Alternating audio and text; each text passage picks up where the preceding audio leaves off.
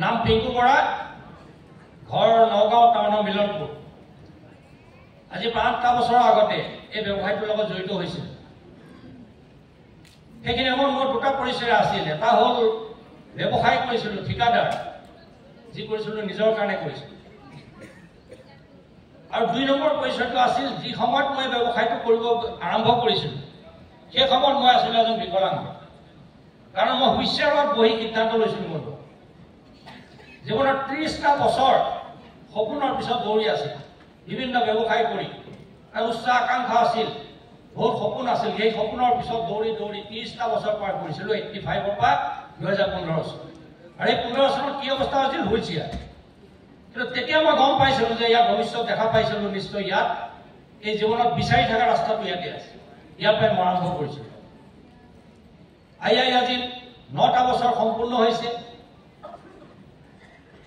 এই বিগত 8 বছৰ বুলি 9 বছৰ যেটা চলিছে, এইখিনি সময়ৰ ভিতৰত যদি এচিভমেণ্ট বুলি কওঁ, তেতিয়াহ'লে যিটো মানুহ হুইলচেয়াৰত বহি আছিলোঁ, তেতিয়া আমি এটা বস্তু বুজি পালোঁ যে এক্টিভ ইনকামৰ বেছি দিন।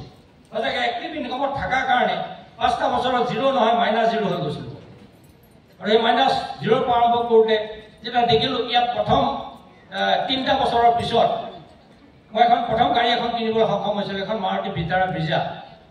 আৰু তাৰ 3 বছৰৰ পিছত কৈ ভাল লাগে, যিখন দ্বিতীয়খন গাড়ী মই কিনিছোঁ সেইখন কাৰ নহয়, সেইখন হ'ল থাৰ। হয়, বৰ্তমান থাৰখন মেইনটেইন কৰি আছোঁ। লগতে -0ৰ পৰা থকা মানুহজনে নগাঁওসকলে জানে, আৰু প্ৰায়খন অসমৰ বহুত জেগাতে অমলাপট্টি বুলি জেগা আছে, হাৰ্ট অফ দ্য টাউন। তাত এটা 3 BHK ফ্লেট ক্ৰয় কৰিবলৈ সক্ষম হৈছোঁ, যাৰ দাম হৈছে 56 লাখ।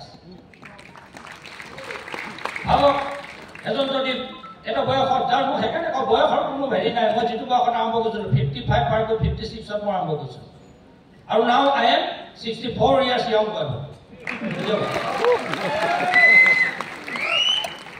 শেষত মই এটা মেছেজ দিওঁ, ক'বলৈ ধেৰ থাকে, সময় আমাৰ খুব কম। মই এতিয়া কালি মই অংক কৰি চাইছিলোঁ, মোৰ 106 মাহ হৈছে। তাৰমানে মাহ হিচাপে বছৰটো বাদ দিলোঁ 106 মাহ। আৰু 106 মাহত মই এভাৰেজ যিটো ইনকাম কৰিলোঁ সেই বস্তুটো চালোঁ। আজি ইয়াত দেখিছে একদম যে 11টা ৰেংক TC পৰা GTC লৈকে, তেনেকুৱা আজি ITC হৈ আছোঁ। মই এইটো অংক কৰি চালোঁ যে 106টা মাহত পাৰ মান্থ এভাৰেজ 4 লাখ টকা ইনকাম হৈছে। কিয় মেছেজ কৰিছোঁ? আজি ইয়াত বহুত TC, ITC, TTC, ZTC আছে। আপোনালোক কি ইনকাম পাইছে আপোনালোকে জানে? ময়ো তেনেকৈ কোৱা নাছিলোঁ, কিন্তু যে হয় এইটো সম্ভৱ। কালি মই কেলকুলেশ্যন কৰি চাইছোঁ এইকেইদিনত। সঁচাকৈ আচৰিত কথা হয়নে নহয়? পাৰ মান্থ আৰম্ভণিৰ পৰা তাৰমানে প্ৰতি মাহে এভাৰেজ 4 লাখ। আজি বেলেগ কথা, চবে কৈছে চিলিং এচিভাৰ। হয়তো বিশ্বাস নোহোৱা কথা আছিল যে এটা সপ্তাহত 2 লাখ 10 পাব পাৰি নেকি?